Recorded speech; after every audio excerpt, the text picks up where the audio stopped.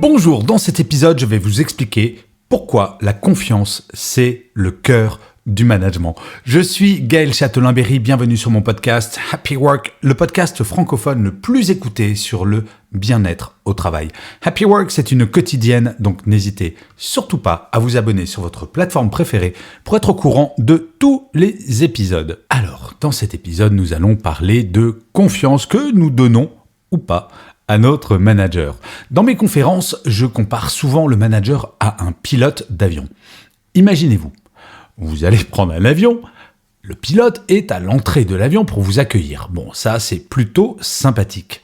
Mais plus vous approchez, plus vous constatez que le dit pilote n'a pas l'air très stable. Vous voyez, il tangue un peu. Vous dites que c'est le vent peut-être, mais de fait, une fois devant lui, vous réalisez qu'il est ivre-mort.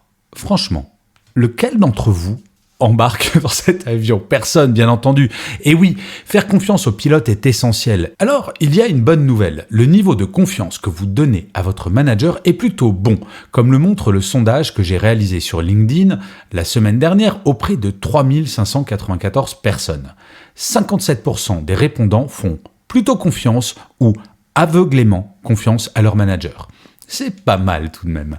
Mais vous me connaissez peut-être, je suis un optimiste et ce qui m'intéresse, ce sont les 43% de managers qui ne savent visiblement pas inspirer confiance. Pourquoi optimiste ? Eh bien parce que je sais que ce n'est pas une fatalité. Comment faire pour que cela change ?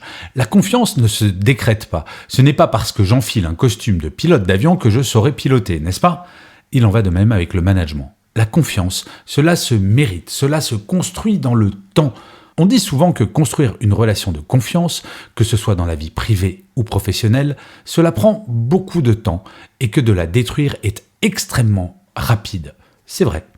Mais quand cette confiance est installée, quel bonheur, quel incroyable impact sur le bien-être psychologique au quotidien. La bonne nouvelle, et oui, encore une autre, une telle relation n'apparaît pas par magie. Et pour qu'elle existe, voilà quelques clés essentielles à appliquer dès que vous le pouvez. La première clé, c'est de libérer la parole. Pour être en confiance, il ne faut pas avoir le sentiment du « on nous cache tout, on nous dit rien ». Le manager doit libérer la parole au sein de son équipe, mais surtout être transparent. Partager des informations qui concernent l'ensemble de l'entreprise, sa stratégie et le cas échéant en débattre est un point essentiel de la mise en place d'une relation de confiance. Il n'y a pas d'un côté le sachant, le manager, et de l'autre les faiseurs, l'équipe. Tout le monde est sur le même bateau et ont le même objectif, travailler au succès de l'entreprise avec, quel que soit le niveau hiérarchique, la même importance. Un manager doit être ouvert à la critique, écouter, savoir convaincre. Le temps du management pyramidal, avec des décisions qui tombent de nulle part, est fini. La confiance suppose que l'on ait une relation, si ce n'est d'égal à égal d'un point de vue hiérarchique, bien entendu, à minima, d'égal à égal d'un point de vue humain. L'humilité du manager est l'une des bases de la confiance que lui accordera son équipe. La deuxième clé, c'est d'être prêt ou prête à changer. Et non, un manager n'est pas parfait du simple fait de son statut. Admettre qu'en tant que manager, on a le droit de se tromper, de ne pas savoir, c'est un bon point de départ. Demander en toute simplicité à son équipe ce qu'elle souhaiterait voir changer dans sa façon de manager, cela peut être une idée. Encore faut-il que cette demande soit sincère et suivie des faits. J'ai reçu beaucoup de messages, par exemple, de la part de salariés se plaignant de l'incapacité de leur manager à prendre des décisions. C'est le genre de reproche qui peut tuer la confiance. Mais c'est le genre de travers qu'il est simple de corriger si on en parle avec son équipe. Tous les managers doivent avoir une qualité reconnue de la part de leur équipe, le courage, et le démontrer. Voici quelques questions auxquelles tous les managers devraient pouvoir répondre par la positive. Première question. Suis-je prêt à endosser toute la responsabilité d'une erreur faite par mon équipe vis-à-vis de ma propre hiérarchie ? Deuxième question. Suis-je capable de dire non à ma hiérarchie si elle me demande de mettre en danger mon équipe avec, par exemple, une surcharge de travail que je sais qu'elle ne pourra pas encaisser ? Troisième exemple. Suis-je prêt à renoncer à certains de mes avantages pour en donner plus à mon équipe ? La confiance accordée par l'équipe suppose une forme d'altruisme de la part du manager. La troisième clé, c'est d'oublier, par pitié, oublier son expertise. Trop souvent, ce sont les plus experts dans une fonction qui sont nommés pour devenir manager. Bon, pourquoi pas ? Même si les soft skills sont autrement plus importantes en tant que manager. Mais si un expert est nommé il doit impérativement oublier cette expertise afin de responsabiliser son équipe. Un manager ne doit pas faire à la place d'eux, mais doit faire confiance aux compétences de son équipe. La relation de confiance ne peut être unilatérale et aucune équipe ne fera confiance à un manager qui ne lui fait pas confiance. C'est humain et c'est basique. La confiance qu'une équipe accordera à son manager est avant toute chose basée sur les soft skills, l'écoute, la disponibilité, l'empathie, la créativité et j'en passe, plutôt que sur les hard skills. Comme souvent, exprimer cela est salvateur. Chaque manager devrait exprimer sa confiance envers les membres de son équipe sur leur territoire respectif. Par exemple, un chef d'orchestre peut diriger tous les instrumentistes sans être un virtuose de chaque instrument. Il en va de même en management.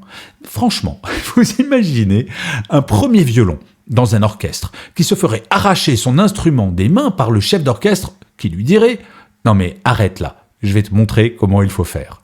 Un manager est un guide, un éclaireur. Il n'est pas payé pour rabaisser son équipe et encore moins pour faire à la place de son équipe.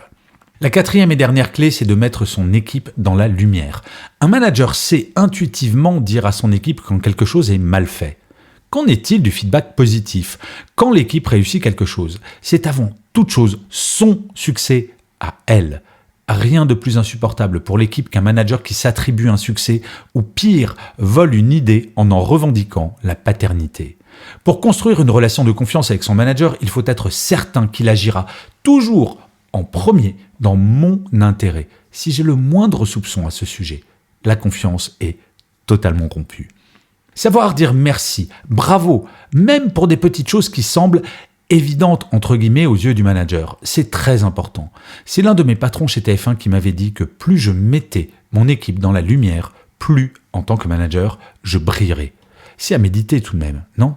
La confiance ne se décrète pas, comme je vous le disais, elle se construit. Pour avoir été manager pendant des années, quel bonheur d'avoir une parfaite relation de confiance avec son équipe et surtout, quel repos! Et oui, quand on fait confiance à son équipe, elle est de plus en plus autonome et ne se sent pas obligée de vous faire valider la moindre petite chose. Ce que l'on appelle le micromanagement, c'est-à-dire le fait de vérifier tout le temps, est le pire ennemi de la confiance. Si vous êtes manager, oui, vous voulez une petite chose toute simple à faire pour augmenter le niveau de confiance que votre équipe vous accordera? Demandez-lui de ne plus jamais vous mettre en copie d'email. Soit vous êtes destinataire d'un email, soit vous considérez qu'ils sont suffisamment autonomes pour avancer sans que vous soyez au courant du moindre petit détail. Bref, que la confiance doit être réciproque et qu'elle commence peut-être par une certaine forme de lâcher prise. Je vous remercie 1000 fois d'avoir écouté cet épisode de Happy Work. N'hésitez surtout pas à mettre des pouces levés si vous êtes sur YouTube, parce que oui, j'ai repris la version vidéo de Happy Work sur YouTube. Alors c'est dans un format un petit peu différent. Si vous êtes sur YouTube, en ce moment, vous le voyez, c'est un tout petit peu plus roots, mais je pense que ça peut avoir un intérêt. N'hésitez pas d'ailleurs à me le dire s'il faut que j'arrête ou que je continue ce format-là. Je vous dis rendez-vous à demain, puisque je vous le rappelle, Happy Work est une quotidienne, mais d'ici là, plus que jamais, prenez soin de vous. Salut les amis.